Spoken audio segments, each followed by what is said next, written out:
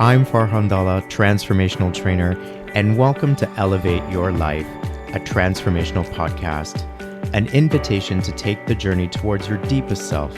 It is my intention to inspire you to connect, move, and meditate. We'll tap in, tune in, and dive in, and together learn and reflect from authentic, real, and transformative conversations. Let's get started. I'd like to start with sharing some words I wrote way back in 7th of January 2019. This poem is called My Voice. My voice. It wavers. It is shy. It is unsure. It is mine. It comes from deep depths, from the dark crevices where hope seeps in. It comes from the cracks from when I broke apart and was put together anew. It comes from that raw, shiny surface, scrubbed clean from having shed all those layers. My voice. It comes from depths of my being, from my ego, from my soul, from my light. My voice gives me hope. It gives me purpose. What's yours? That was an excerpt from the book, The Unbecoming, a collection of poems by the author and my guest today, Shaillee Juneja. Shaill is a poet and storyteller whose debut collection, The Unbecoming, explores what it means to fall apart as a way of coming home to oneself. Born in India, raised across the Middle East, and now rooted in Austin, Texas, she brings a rare global perspective to the themes of belonging, identity, grief, healing, and feminine resilience. Shaill is not just a poet, but a storyteller who holds space for vulnerability and rebellion, often saying, "You never were falling apart, you were becoming." Her voice is meditative, yet unapologetic, poetic, yet grounded, the kind that resonates deeply with listeners who are navigating change, identity shifts, or the quiet unraveling of who they once were. The Unbecoming is her first book, published by Marigold Press. It is a love letter to those in the midst of transformation, the ones who are learning to shed, to burn, and to bloom again. Hi, Shaillee. Welcome to my show, Elevate Your Life. Farhan, thank you so much for having me over. As I heard you listen to that and as I was reading your introduction, it said everything that you had just said. So there was such confirmation in that as I was introducing you, because I was reading these words, I was like, yeah, she is all these things and more. So first of all, congratulations on the publication of your first book. Thank you. Thank you very much. It's still seeping in and settling in. Okay, part of the seeping in process is this podcast, I assume.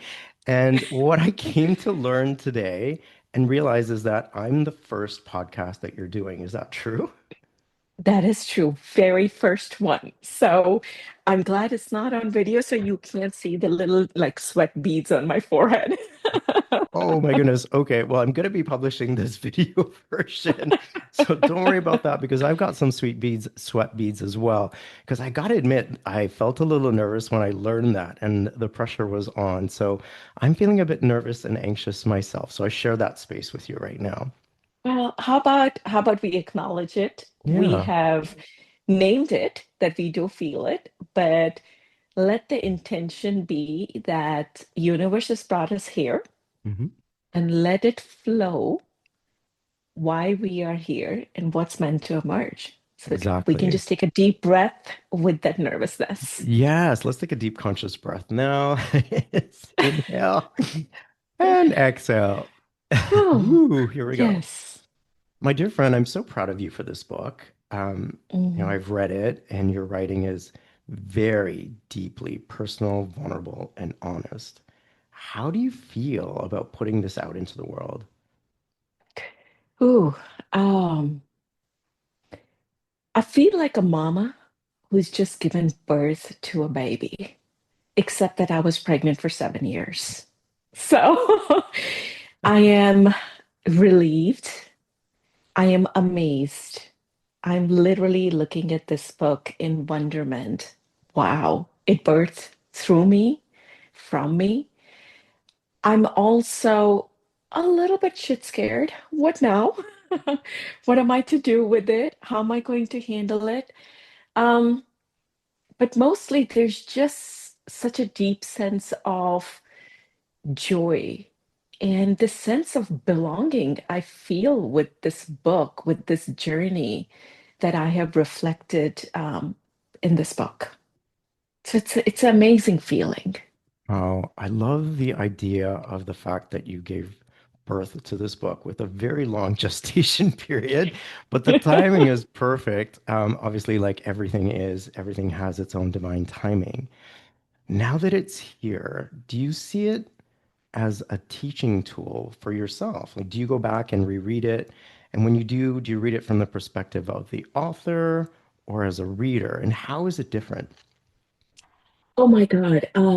It it's teaching me.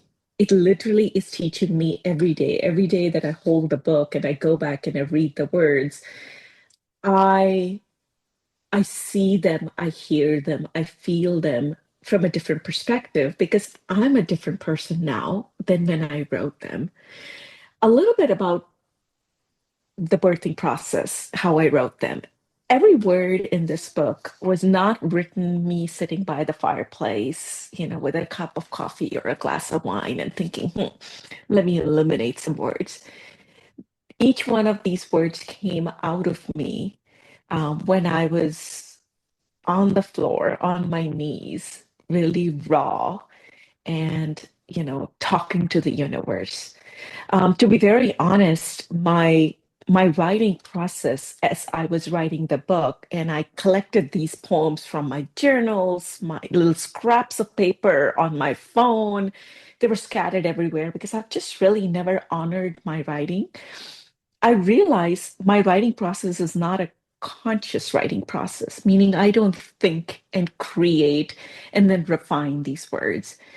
I would be doing something, I would be driving, and I just have this urge that these words have to come out of me. And what I learned was I would pick up my phone and just record it on the audio notes, or I would scribble it down. I'd be in a meeting. Literally, there was one poem, I was in the middle of a presentation, and I just felt like these words had to come out, and I just wrote it down on a journal. So as I go back and touch this book and read this book, I really find myself reading it from the lens of a reader. And what I'm finding is this book is meeting me where I am. And I'm curious to learn, does this book also meet others? And it's my hope where they are. Every time I reread those words, I was like, oh, yes, that is the place I am today. Those words have become my ingrained reality now. And it's fascinating how, when these words were birthed, they were not a conscious thought. I believe that was my higher self talking to me. That, higher self, that voice of wisdom, you can call it the voice of God, whatever language you have it. It was my higher self talking to me. So now when I read it, I rediscover the depth. I rediscover the different facets that are behind this. So my hope is that it meets other people where they are. It's a tool for them. But today, it continues to be a guide and a learning tool for me. Amazing. And you dedicate this book to your grandfather. Why is that? Oh, he was my first love. He was a man, I believe, way ahead of his times, a scholar, a freedom fighter,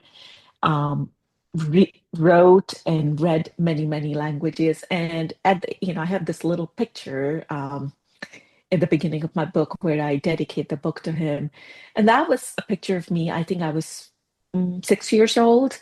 And that used to be my favorite time, sitting in the balcony with him and my grandma in Delhi, sort of warm, spring. And he would teach me words. He would tell me a word, and then have me write it and then have me recite that word in like five different languages. So at a very, very early age, he just facilitated that love that was just intrinsic to me, the love of words, the love of language. And I feel he sowed those seeds then.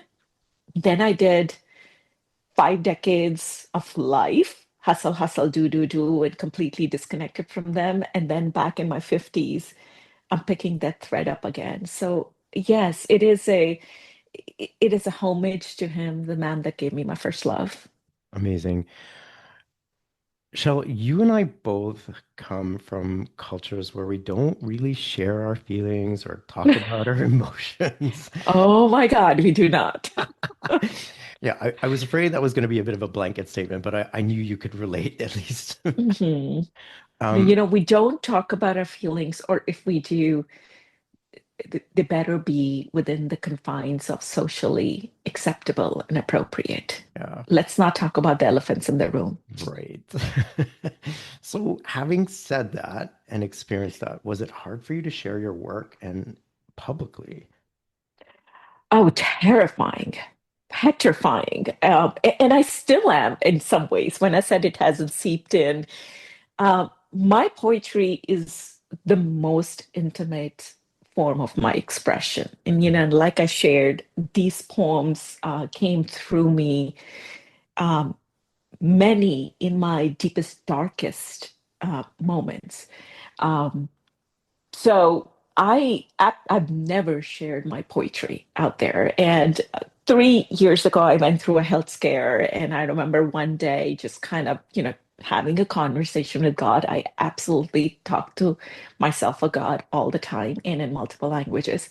And I said, okay, if I come out of this on the next end, because I want to, for me, this can't be all there is to life. Um, I know there is more. I want to come out for my boys, then I'll do one thing that scares me the most. And yes, I beat cancer. And then I'm like, oh crap. Now let's figure out what the thing is going to be. And that thing was sharing my book. So yes, it was very it's very scary to share your intimate feelings, especially in our culture when I'm talking about um part of our culture where we take on conditioned identities. We conform to expected behaviors. I'm a textbook case of good girl syndrome brought up in a South Asian family. Be a good daughter, be a good sister, be a good wife, be a good mother, be a good employee. Everything, chase the perfection, be strong, but not too much, have a voice, but not too loud. Um, Stay within the lines. Don't ruffle the apple cart. Put others' feelings before you. And never ever come bring up the topics that make others uncomfortable. So really mute your own truth. Um, and in a lot of ways, this book, this journey of mine was a rebellion and shedding of that conditioned identity. So yes, when it came out, um, I've received all kinds of reception and feedback, um, often mirroring where people are in their lives and lens, through which they are willing to embrace truth. So yeah, it was very scary. Well, I'm really glad that you're healthy today and have beat cancer. So I'm grateful to God for blessing you with health. Thank you. Yeah, and before we dive into the pages of this book, I want to talk about the Oh, cover. wow. Okay, so there's a bit of a background here because you and I had a conversation about this before the book came out. Yes. You're a very dear friend of mine, and you trusted me to ask me my opinion about whether or not you should do this cover this way. Um, I never told you this, but, or maybe I did, but years ago, I posed for a photographer, a Muslim female Mhm. photographer. I was asked if I would do semi-nudes, artistic type photos, not everything showing, and my identity would be concealed. And I agreed. And she had the art exhibit in a gay bar at a time when I wasn't even out. So picture this. You walk into the Oh bar, my my God. body parts are splattered all over the wall. People were coming and looking, and I was in, the bar at the exhibit when it was going on, just like trying to keep a straight face, looking at people watch my body parts. It was so strange and weird. And I'm glad we did it. But, when we did the shoot, I will, add a little bit to the story. It was in a very public park in the morning. Mhm. So I was naked in the park and had to watch for the joggers running by. I can't believe I'm sharing this story. I've never gone public with it. But now that you're naked on the cover of this book, I figured I could share my story too. So, why did you decide to do the cover naked? And why did you decide ultimately to publish it with that picture? I struggled. Interestingly enough, it took me only about 4 days to put together the manuscript of the book. That's just, amazing. And I have to go deep and reflect on it some more. Like it just flowed. I was just in a zone. It all poured out. It literally was chronologically organized. The three sections emerged, everything. And then I sat on the cover for 2 months. I had done a shoot with a dear friend of mine, and it was also very artistic and all clothed. And this was after my cancer. I really wanted to celebrate the feeling of being alive. So I had pulled out the best of my wardrobe, and we did a fabulous shoot. And at the very end, she told me her name is Valentina. She said, "Go ahead, take that robe off. We're going to take a picture." And I was like, "Oh no." She goes, "Oh yeah, we are." And I went and I thought about it. And I was like, well, here I am celebrating being alive. So why not? And I went, and this was spontaneous, probably one of just two shots we had. Um, a little bit symbolism behind this. The tattoos you see on my back are all real, and every ink on my body is a chapter of my life. I kind of call it every, story of my life ink at a time. The prayer beads I'm holding in my hand are my grandfather's. The little decorative thing I've braided in my hair, that's a very Punjabi cultural thing. And that belongs to my grandmother had given me from one of her trips to Punjab, which is, where my family comes from when I was maybe 11 or 12. And to me, this cover recognizes um, just all of me bare. There's nothing to cover me. There's nothing to hide anymore. It is raw. It is very bare. And to me, this cover represents the essence of my writings, which I believe are also very raw and bare. So I chose this cover because I felt this represented the essence. I was absolutely mortified.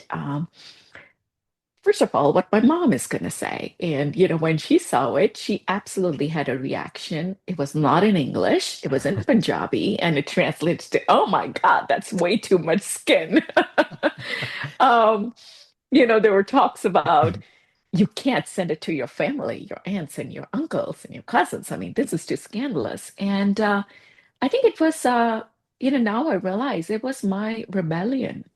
It was my rebellion. It was kind of the final act of shedding away that good girl image that I had performed to my life leading up to this book. So Mhm. yeah, it's deeply meaningful for me. And thank you for giving me the confidence you did, because I was like, oh my God, like, do I do it? This is like the most Yeah. insane thing I'm gonna do. And you were like, this is you, and you need to own it in Yeah. every bit of it. So yes, Yeah. thank you. And I think that, part of my feedback was this is your story to tell and you need to do it your way. So I'm Mhm. glad that you did. And I understand where that came from. Look, I come from a family where the first time I wanted to wear a tank top, we had to have a family meeting. And the rule was that because I was going to go away to Mexico, that I could wear the tank top there, but not in my hometown. That was the rule. And then eventually, then it was okay to show my shoulders as long as my grandmother didn't see them. And then the first time I did a photo shoot for a professional fitness magazine, and it was going to be published in Australia, and I did it with shirtless, like we had to talk about that, and I had to have like a conversation about that. And then you go and just publish the cover of a book, and you're naked, and I'm like, Yeah, somebody who gets me, like in terms of the rebellion Oh, aspect, Farhan, it's been such a long journey to get to that. I was right? 19 studying Yeah, here in US, yeah, and the first time I wanted to wear shorts in the heat of New Jersey, right. I actually had called my parents and taken permission from my mom.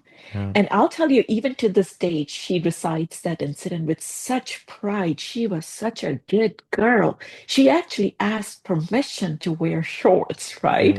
yeah, yeah. So I so get the whole family meeting to wear a tank top. Yeah, So yeah. yeah. And most people wouldn't understand that, but if you come from our culture and Mhm. the idea of respect for our elders and the good Yes. boy, good girl sort of image, and honoring their our love for them as well. Hmm. It was not easy for me, like much like you, to do that cover, but I worked through it and I did, and I'm so proud that I did, and I'm so proud that you did too. And Hmm. everything in these pages, and of course, the very raw cover is reflective of everything that you've written about. But my next question is like, why did you choose to document your story in the form of poetry as opposed to like a biography? Um, when I started writing the manuscript, I thought why I started was I one day after I became empty nester and had a day of pause, I realized I'm different. I'm present differently in my body. I'm present differently in this moment now. And I paused and I reflected back on my journey of the last 7 to 8 years. Um, and then as I was kind of collecting these poems from every nook and corner of my drawers and my books and my journals, what I realized was I actually never even wrote the book, in first person format because this was a dialogue between me and my higher self. So I made an intentional choice to leave it in its original form and let it be just an anthology of poems and some little short essays and writings in the middle.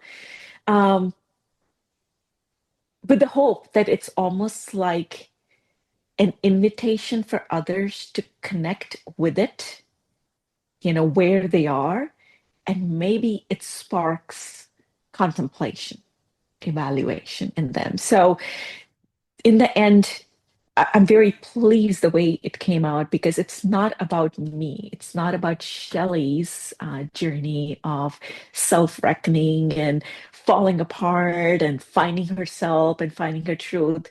Um, as I am talking about the book in various book tours and having conversations with people, what I'm finding is it is this is a journey that a lot of people identify with. They might not walk in my shoes.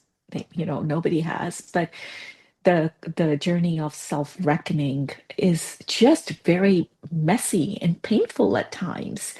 And so I chose to let the poems be, and I let them be in not in the first person. I let them be without any. I was very intentional that this book is not a prescription and a formula or a checklist or a framework of how to come to your truth, but maybe just an invitation to mm, pause and self-reflect and acknowledge where you are. You divided the book into three sections: musing, the Mhm. unbecoming, and coming home. Why did you break it down into these three sections? And can you briefly describe how each one like what each one represents in your life?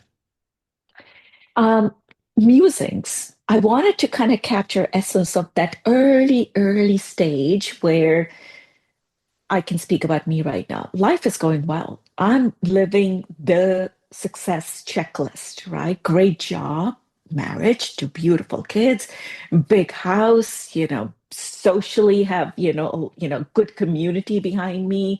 Um, God, I had the bags and the boots and the dresses. Like I'm doing it all. And then there came a phase where you suddenly feel like you're living it all externally, but there is just this inner restlessness. that comes up that you can't quite put your finger on why, but it's there and it keeps growing louder and louder and louder within you. And that's my phase of musings. When I was when I started contemplating, when I started going, do we really need limelight? Or are we just enough with the radiance we have within? When I judge somebody, who am I really judging? Am I judging somebody else or am I really judging something that's unresolved within me? Start my beginning of sort of being a more conscious living. So I call that musings. And then as I grew in that journey of contemplation, I realized that my inner voice, those musings were so loud that no longer I could unhear it. No longer could I compartmentalize it and park it away and go live my very productive, very successful, externally bound life. And that's where my second phase started, which is unraveling. I started to shift. I started to shed. Frankly, I started to really fall apart because every ounce of my identity, every aspect of my identity that I had built on that paradigm of my old conditioned beliefs and identities I was wearing starting to fall apart. I started to question it. I no longer, no matter how hard I try, and I really pride myself for my grit and my endurance and my willpower, I couldn't will my way through keeping my, can I say it, shit together? You I can. That's just right. couldn't. And so unraveling. And that was a very messy, very painful phase where not only I was falling apart. I was shedding. My relationships shifted. My friendships shifted because now I'm not showing up from that old place and not everything remained. I lost many friendships. I ended my marriage. I changed careers. Um, I changed my relationship with things that I collect, my vanity.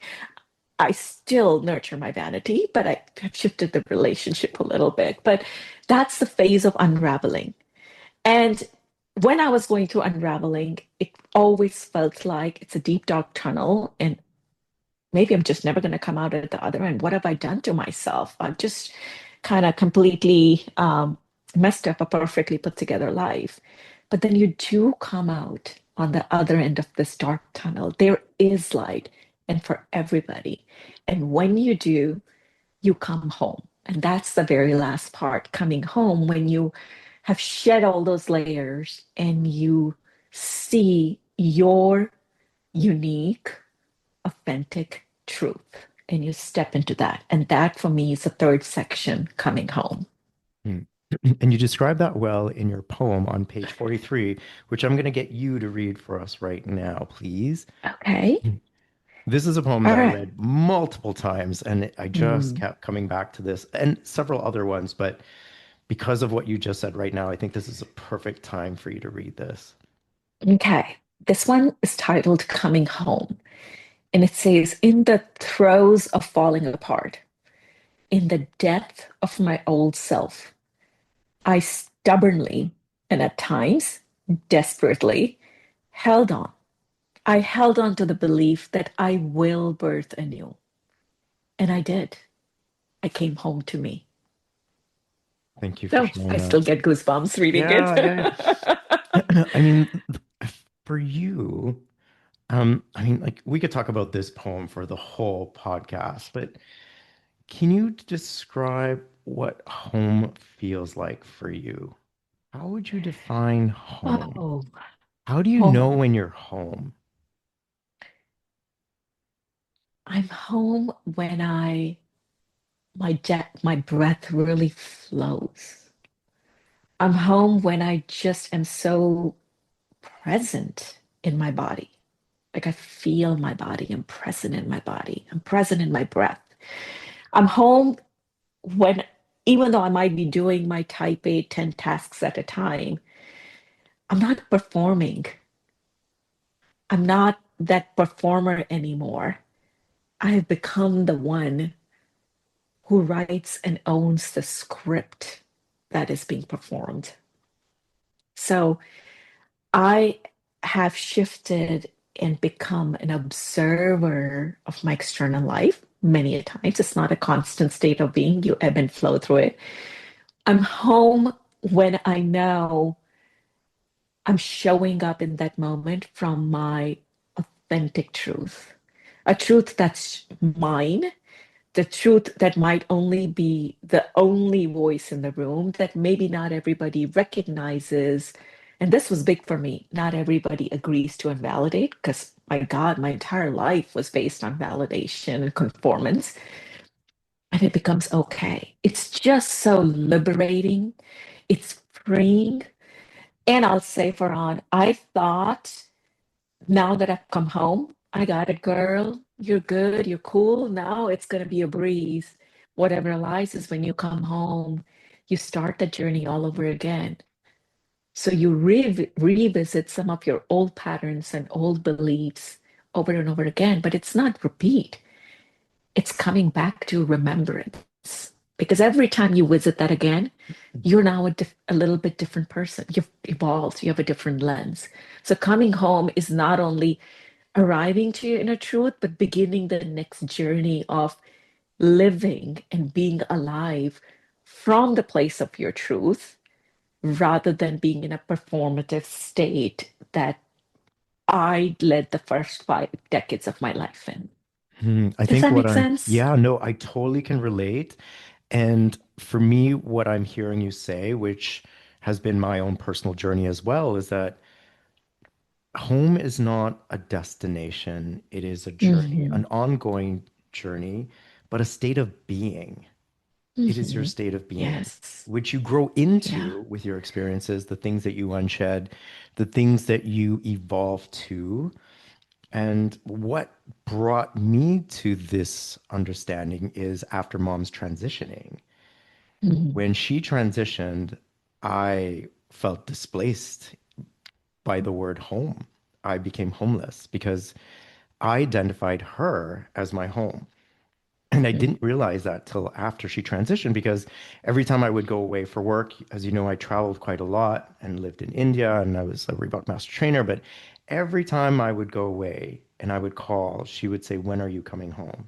Every time, no matter how many Oh, times I called. There was only two things she asked me that she was concerned about. When are you coming home and did you eat? Those were the two things oh, oh, that she moms. would ask, right? And so I realized that every time I came home, I was coming home to her. But after she transitioned, where was home? And grief unraveled me to the core as I was left with the space of emptiness and not knowing where home was. And I was evicted from the space that I shared with her in the last 5 years of her life, and quite unexpectedly. And I had to find a new place to live. And everyone kept saying, "Oh, when you walk into that place, you'll know it will feel like home and you will know that's the place where you're meant to live." Well, I saw, gosh, I don't know how many places and nothing felt like home to me, nothing. And then I finally picked the last place that I saw on the last weekend where I had literally 2 weeks left before I had to move. And it ended up being home, which you, by the way, which very graciously had the chance to come and visit. Thank you again for visiting me not too long ago. But this was the last place that I saw. And even when I walked in, it didn't feel like home. And then last October 2024, I was in a walking meditation at Dr. Joe Dispenza's retreat in Orlando. And all of a sudden during the meditation, my heart blew open and I was brought to tears and I was like, I'm home. And it was in that moment that I realized like home wasn't a physical place, it was me. Anywhere that I am, wherever I am, no matter what is happening in my life, that is my home. And my practice has been, much like yours, is to nurture my home, my inner being, yes. right? And you've Yes. done it through your poetry, through your words, and I definitely do that through writing, but also meditation and my thoughts and the way that I treat myself internally, because that is the constant home that I will have with me from the time that I'm born to the time that I transition as well. So I do That is relate. so profound. That Yeah, is so profound, you know. I think you nailed it. I had a home. I chased a home, which was my beautiful 5 bedroom house that I built from the scratch. Um, my home was my marriage that was going to last forever. My home was my family who depended on me, who needed me. My home was, I'm a successful C-suite executive, top of my game. My home was all these identities. And boy, but much like you, kind of when I lost or or shed all of that, that's the unraveling where you're like, who am I? Where do I belong? What am I doing even? And am I insane? Is this even something I should be doing? This is so not smart or right thing to do. But I did. And you're right. When you let go of all that external that we call home, that we identify ourselves with, that's the bareness, the nakedness. You come and see your inner truth, your light, your home. And you use the word, it's the state of being. And I think there are many poems in here that talk about I hustled, I hustled to become better, nicer, successful, even spiritual. It was all a hustle, a chase for me. And at the end, I realized the answer wasn't this big, thunderous, glamorous Bollywood style revelation. The answer was actually, it's not about becoming. The whole chase leads you to the end, that the answer is just to be. Can you just be all of who you are? Your lights, your shadows, your perfections, your imperfections, and just embrace it. And like you said, nurture it. It's a journey. And you're right. That's what home is. It's a state of being within Mhm. you. And I've been following what you've been sharing about your experiences in the retreat. We talked to Joe Dispenza, and it's got me so intrigued. Definitely, that's something I'm going to go down the path and definitely experience more. Happy to talk to you about that. And yes, and I would add to the state of being is without the titles, without the roles and all the things, Yes, without your education and your accomplishments and, all the things that validated your existence, without all of those things, you're still home. you're still home. You always had been, You always right? had The been. whole journey was never to go find home. Hmm. It was to remember, To remember. re-remember that you were home. You always were enough. Hmm. You always were glorious. You always were there. I just had to come back and see me for who I truly am. And you are always worthy. I was always worthy. I Always was worthy. always, that is a profound shift in me where Mhm. I practice not chasing worthiness and validation externally. It's a practice. I'm not there all the time. I catch Right. myself performing over and over again. It's kind of go back, no, you're enough and you're worthy. And then when you show up from that place, I think universe calibrates to that frequency. Your experiences calibrate to that. People who are in your life calibrate to that. Um, and it's just an amazing feeling to be. Mhm. And some people may uncalibrate with that and you may lose them, and Yes, that's part of the process. yes. I want to turn to page 6. I want to go back in the book and I would love for you to recite this poem titled Mirror, Mirror. Is that Oh, me? yes. Okay, this is 30th April 2012. So when We're I going say I back, was not pregnant just for in a pages very of the long book, but time. we're going back. Yeah. Yes, I was pregnant. I didn't even know I was pregnant. These were the early stages of pregnancy. Oh, I didn't know that. Oh, Okay, that adds another yeah, layer because this is another poem I kept yes. finding myself coming back to. Um, Mirror, mirror, is that me? A peek in the old mirror, and we catch a glimpse of our changing reflection. The surge of energy, the moments of doubts, being extremely uncomfortable in this new space of not knowing what that big, grand plan is, but the serenity of putting together several small next steps. When in years and years of working, we start defining ourselves with what we do, it is very uncomfortable to come up with a quick introduction of self. real self. What is that? What that is, time will unfold. And I am getting okay not knowing. For now, I look forward to 10 weeks of travel, exploration, photography, journaling, and enjoying kids and family. Sometimes we have to step away from life as we know it to start living again. As she hugged me, she endearingly said, "Ugh, you even smell happy." In that moment, I saw the longing of old me. Mirror, mirror, was that me? I love this. Mhm. Shell, when you look in the mirror today, who do you see now versus who you saw in 2012? I see now a woman who is kind and compassionate to her humanity. I see now a woman who is learning to really fiercely love on her shadows as she has chased and glorified her lights. I see a woman who has taken herself down from a moral and external identity defined pedestal and is more humble to say, okay, I surrender to this journey.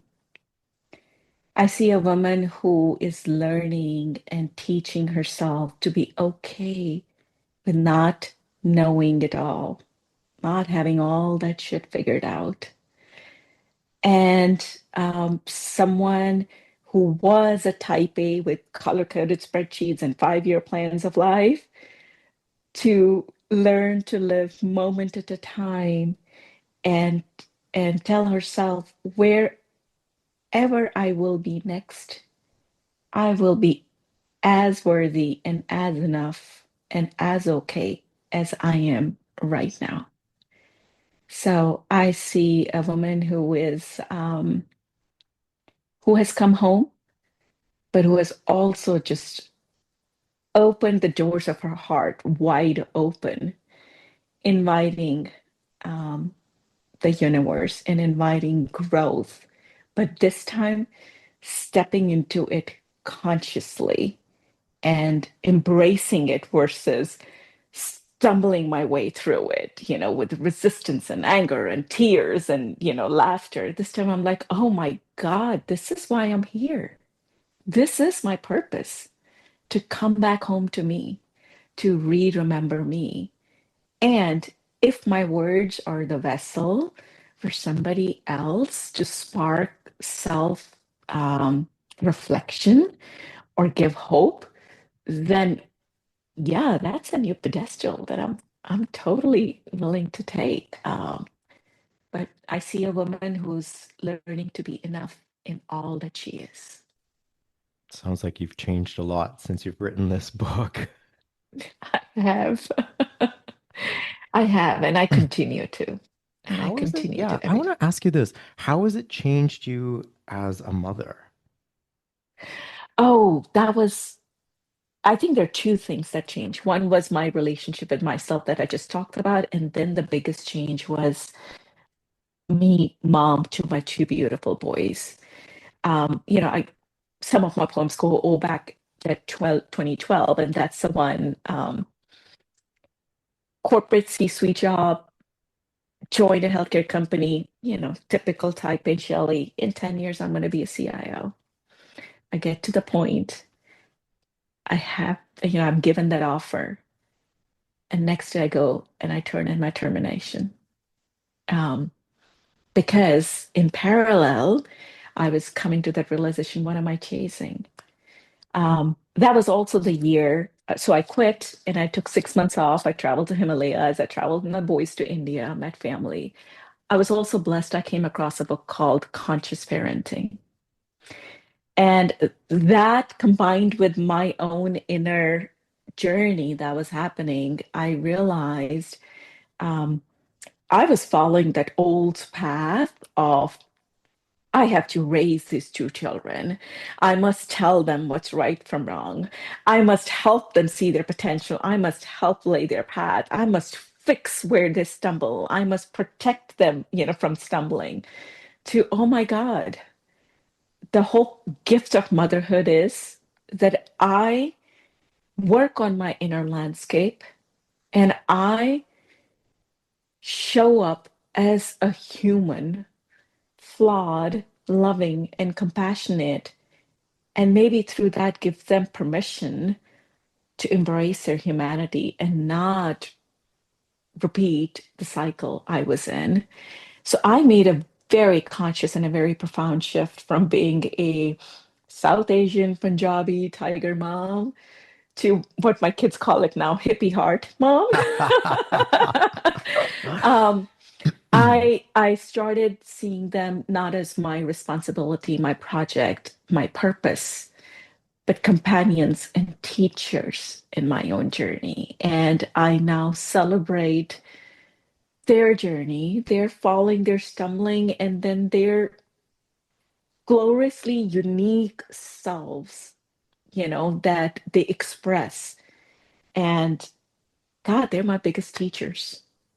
And that shifted our relationship, and that also, as they have become young adults or adults, we now, I like to say, share this relationship where we're mirrors to each other and we're each other's biggest cheerleaders and even confidants at time. And uh, that has been the biggest gift and biggest joy out of this journey for me.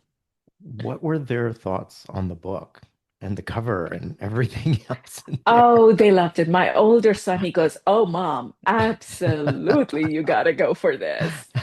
He's 21, he's Yeah. good. My younger one, yeah, bro, it's cool. You should go for it. They're both very proud, very supportive. My older one, he's like, I want a personalized copy. And then his boyfriend was so sweet. He's like, oh, Mr. Asia, I'd like to order a copy. And we talked about it. My younger one took the book. He's 6'2" football jockey, a 19-year-old. And he goes, love you, mom. Love you, bro. I bet this book is the best, but I don't do words. I bet it's too mushy. But I also know this book is on his table side. He may show you how he feels in other ways, it sounds like, but He does. He yeah. absolutely does. And, it just goes back to that thing, kind of step away from how expressions of love even should be, how expressions of adoration or respect should be. Um, it really, I mean, there's no one way. Mhm. Like, Right. I think one of my core truths that I hang on to is if any feeling, judgment or appreciation or whatever, if it feels absolute, it cannot be the truth. Mm. For truth always lies in the heart of paradox. So whenever I feel, oh, this should not be, this is wrong, it must be this way, I was like, whoa, you're not aligned with truth here. You Mm. have to accept the gray and the spectrum in which the truth exists for Mhm. each one of us. Right. I love that. I'm always going to remember that. Thank you for sharing that. I don't know if I'd share this with you, but I was once a background performer on the show Suits. Oh, And yeah. So I was on season 4 and 5. And I'm not saying this to show off or anything, but there's relevance to what we're talking about here. And that is that I did some scenes with Meghan Markle. And mhm. at the time, I had no idea that she was dating Prince Harry. Of course, it was like under wraps, but it was around the same time, and going back and reading about their story, it was like, oh my God, that's when I was working with her. And then the next thing I know, my mom and I are watching the royal wedding and she's marrying Prince Harry.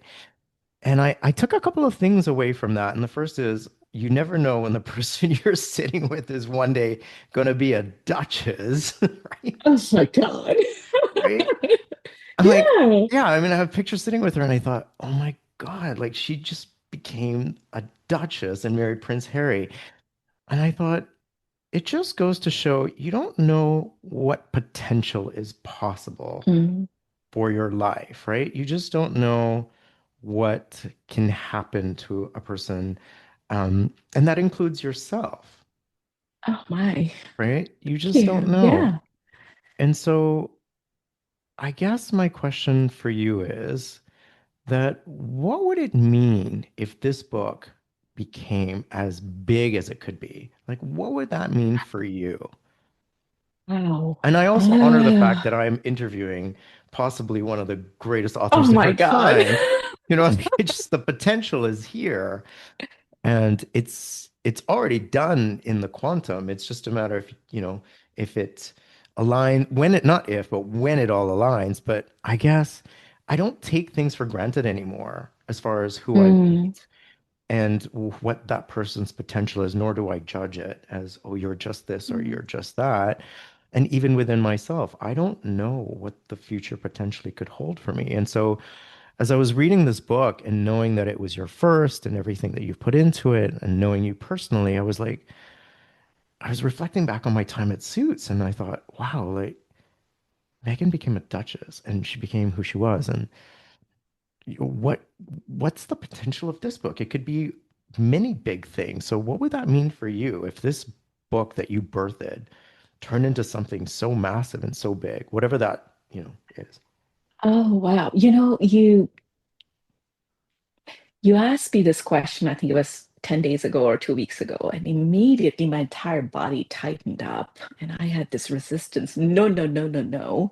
I'm not here to become the next self-proclaimed life coach, spiritual guru or a big poet. I had to sit with that. That was such a visceral reaction that came in me. I'm so private in many ways. This is such a private thing. And um,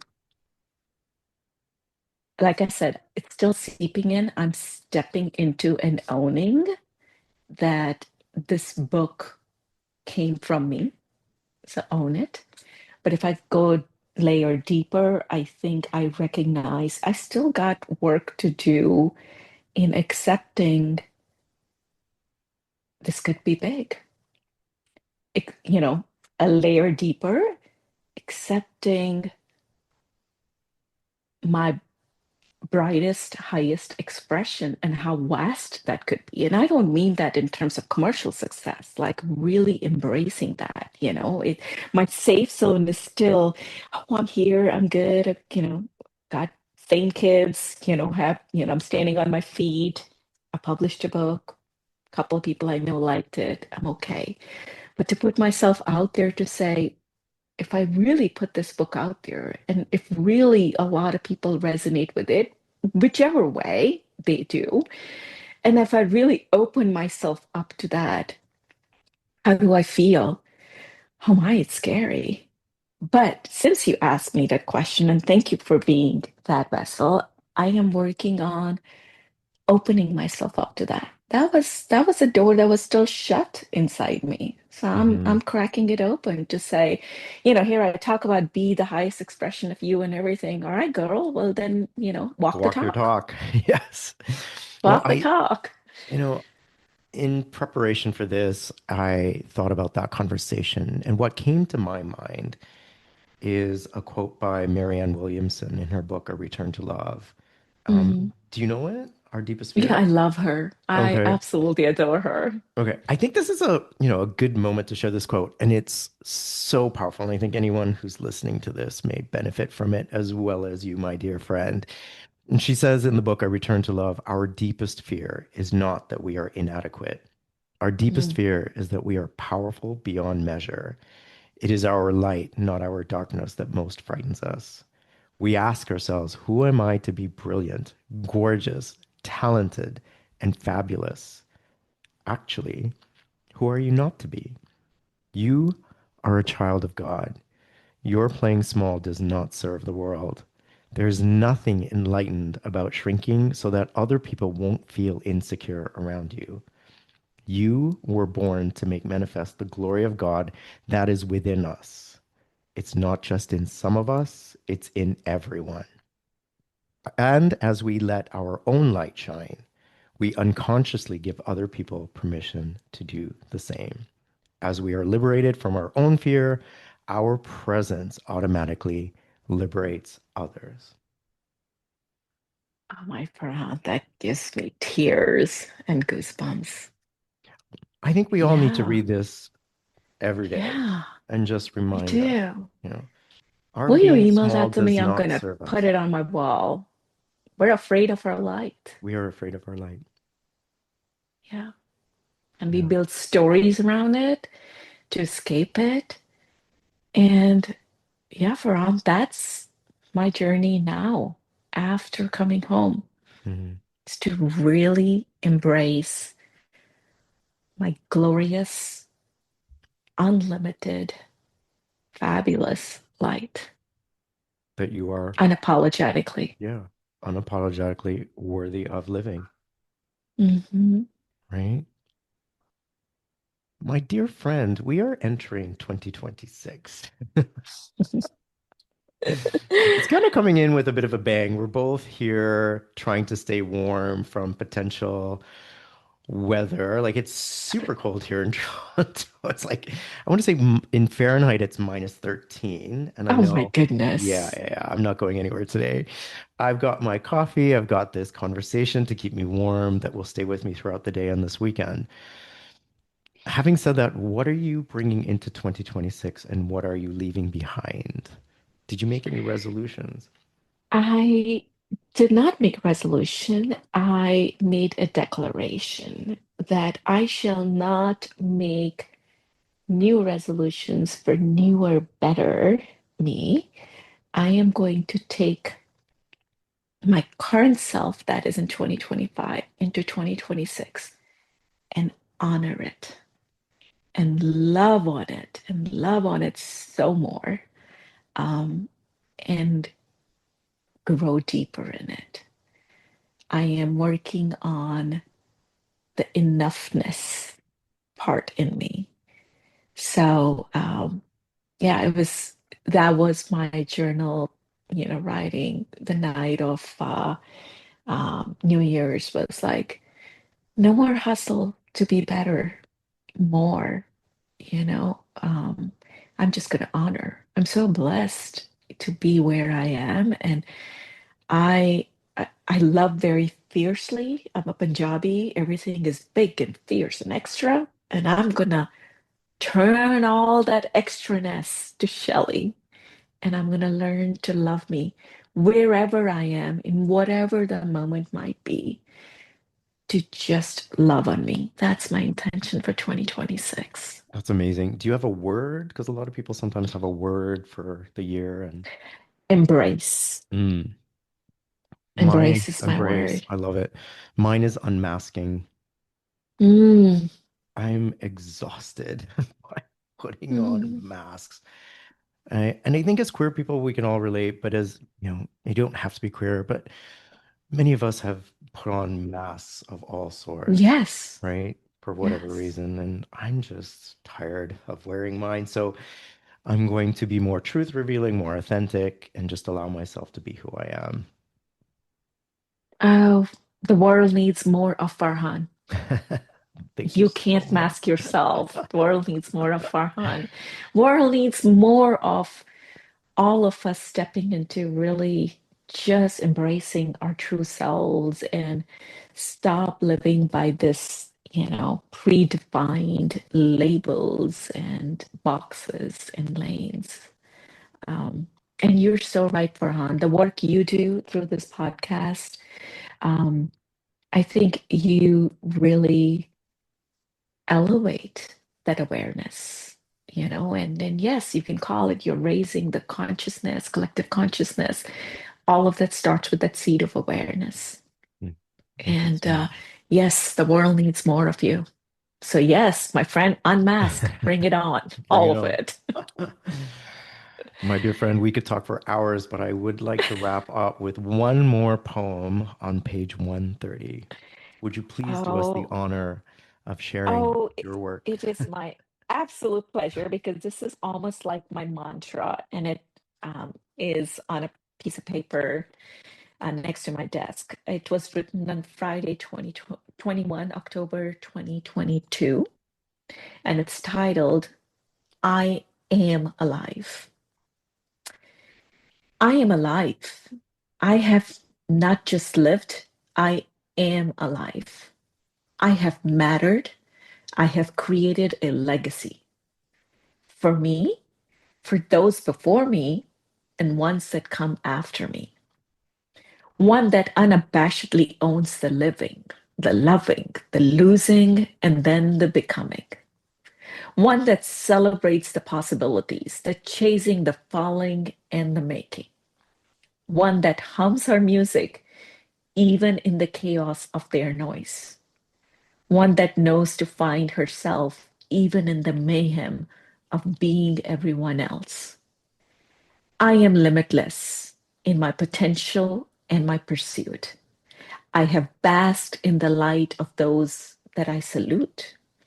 I have ignited that fire in those that I include. I have known love, been in love, consumed by love, and then become love. I have flowed gloriously in my contradictions and my imperfectly perfect trepidations. I have embraced my shadows and become my light. I have just not lived. I am alive. The book is called The Unbecoming. The author is Shaillee Juneja, sorry. Yes. I want to thank you so much for this body of work. I want to thank you for this conversation. I also want to thank you for your friendship, for your time, your energy, your beautiful spirit. The world needs just as much of me as it does of you. So please continue to be you in all that you are in your unbecoming. I look forward to more expressions of art for you. I think there's more to come. I know there's more to come. Yeah.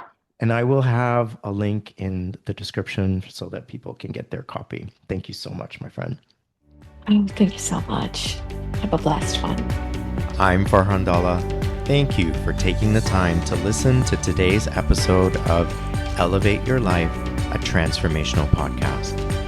I hope today's conversation has elevated you in some way and inspired you to connect, move, and meditate. I'd really appreciate your support by following and rating this podcast. Come back soon and join me for another transformative conversation.